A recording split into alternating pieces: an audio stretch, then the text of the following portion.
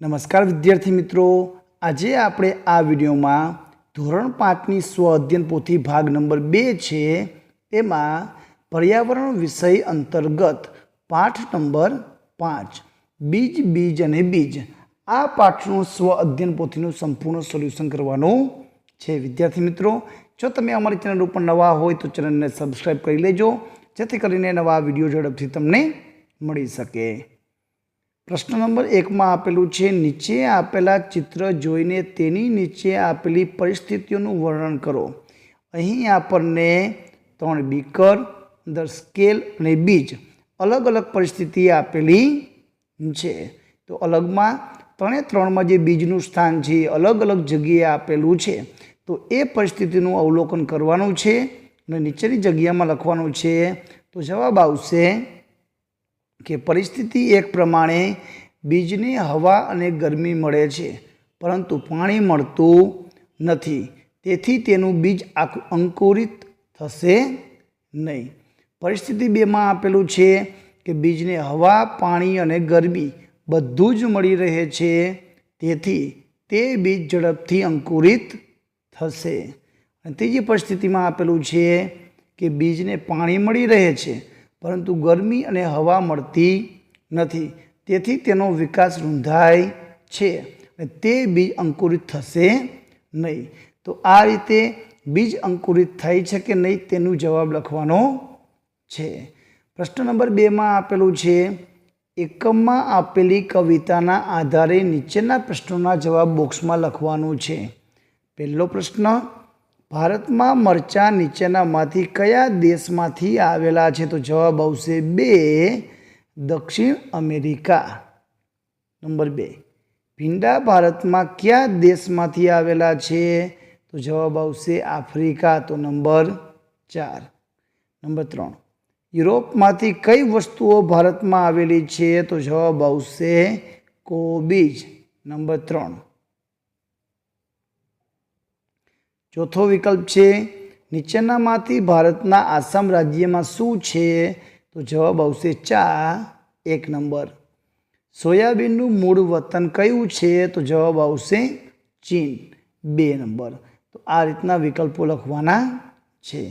प्रश्न नंबर 3 में आपेलू छे, पाठ्यपुस्तक में आपेला बटाटा, मरचा, चायजी काव्यना आधारे नीचे तेमां वर्णवेला बीजनुं माग्या मुजब वर्गीकरण करो। जे बीज आपेला छे एमांथी भारतीय बीज केटला छे अने परदेशी बीज केटला छे एना जवाब लखवाना छे। तो चा, રીંગણા, વાલોડ, કારેલા, કેરી, સંતરા, બોર, કેળા, પાલક, પરવળ, ધાણા અને મેથી એના બીજ છે ભારતીય બીજમાં આવશે। જ્યારે મરચા, બટાકા, કોબીજ, વટાણા, ભીંડા, સોયાબીન, કોફી અને ટમેટા જેના બીજ છે પરદેશી બીજ તરીકે ઓળખાય છે।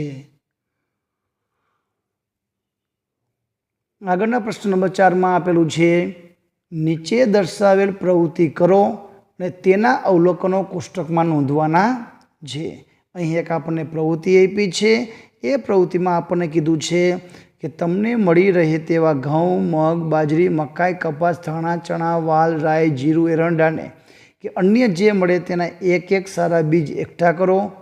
तमारा आंगणानी जग्यामां के कुंडामां आ बीजने रोपवा माटे माटी पर पाणी रेड़ीने भेजवारी करो। तमे पसंद करेली जग्याए बीज वाववा माटे बीजनी संख्या मुजबना सरखी ऊंडाईना खाडा बनावो। तमारी पासेना जुदा जुदा एक एक बीजने आ खाडामां मूकी उपर माटी वाळी दो। आ कुंडाने क्यारामां रोज नियमित पाणी आपो। बीजना उगवानुं अवलोकन करता रहो। तो जवाब आवशे कि एकठा करेला बीज छे एने आपणे नानाथी मोटाना क्रममां गोठववा जईए तो जे उग्या पछी तो एमां मग, अड़द, वाल, तुवेर, चणा, वटाणा, राजमा, चोखा, बाजरी अने कपासिया आ रीते जवाब आवशे।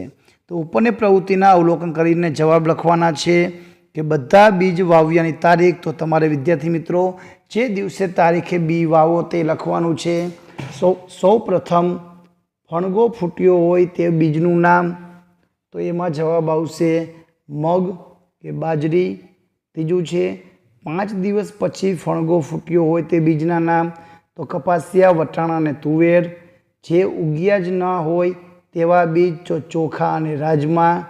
ને 5મો પ્રશ્ન, 10મા દિવસે જે છોડને વધારે પર્ણ આવ્યા હોય તેવા છોડના નામ, તો જવાબ આવશે મગ અને તુવેર. તો આ રીતે નોંધવાનું છે. એના પછી પ્રશ્ન નંબર 5માં આપેલું છે કે પ્રશ્ન નંબર 4માં તમે ઉપયોગમાં લીધેલા બીજનું નીચે મુજબનું વર્ગીકરણ કરો. ગોળ બીજ, તો મગ, અડદ, બાજરી અને વટાણાના ગોળ બીજ હોય. ચપટા બીજ, તો વાલના બીજ ચપટા હોય. લીસા બીજ, તો રાજમા અને ચોખાના બીજ લીસા હોય. ખરબચડા, તો ચણા અને કપાસિયાના બીજ ખરબચડા. પ્રશ્ન નંબર 6માં આપેલું છે નીચે આપેલી વનસ્પતિનું માગ્યા મુજબ વર્ગીકરણ કરો. અહીં જે વનસ્પતિના નામ આપેલા છે એનું અલગ અલગ રીતે કે બીજ વિના ઉગતી વનસ્પતિ અને બીજ દ્વારા ઉગતી વનસ્પતિનું વર્ગીકરણ કરવાનું છે. તો બીજ વિના ઉગતી વનસ્પતિમાં કેર, શેરડી, સેતુર, કમળ, ગુલાબ અને લીમડો આવશે.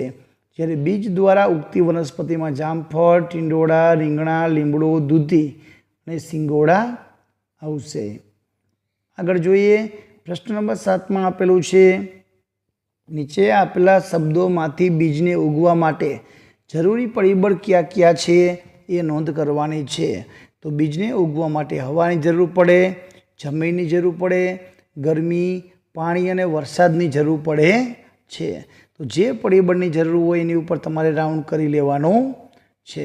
પ્રશ્ન નંબર 8માં છે નીચે આપેલા ચિત્રોના આધારે તેની નીચે આપેલી જગ્યામાં 5-6 વાક્યો, ચિત્ર 1 અને ચિત્ર 2 જે ફૂટેલા અંકુરણ બીજના આપેલા છે. તો ચિત્રમાં અંકુરિત ચણાનું બીજ છે. બીજને અંકુરિત થવા માટે હવા, પાણી અને ગરમીની જરૂર પડે છે. બીજ અંકુરિત થયા પછી તે છોડના નિર્માણ પામશે અને છોડ પર ચણાના બીજ આવશે. બીજા ચિત્રના આધારે લખી શકાય કે આપેલ ચિત્ર કઠોળનું છે. આ બીજ અંકુરિત થયા બાદ તેમાં લીલા પાંદડા આવેલા છે. આપેલા ચિત્રમાં 1 કરતાં વધારે બીજ અંકુરિત થયેલ છે. તો આ રીતે જવાબ લખી શકાય. પ્રશ્ન નંબર 9 આપેલો છે કે તમને જાણતા હોય તેવા હવા, પાણી અને પ્રાણીઓ દ્વારા ફેલાતા બીજનો. તો હવા દ્વારા કણજી અને આંકડોના બીજ આવશે. પાણી દ્વારા તો નાળિયેરી અને રજકો આવશે.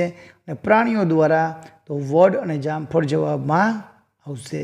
તો વિદ્યાર્થી મિત્રો આ હતું ધોરણ 5 પર્યાવરણનું પાઠ નંબર બીજનું સંપૂર્ણ સોલ્યુશન. વિડીયો ગમે તો લાઈક કરજો, અમારી ચેનલને સબસ્ક્રાઈબ કરજો, બાજુમાં આપેલું બેલ આઇકન દબાવજો જેથી કરીને નવા પાઠના વિડીયા સૌથી પહેલાં તમને મળી શકે. આભાર, ધન્યવાદ.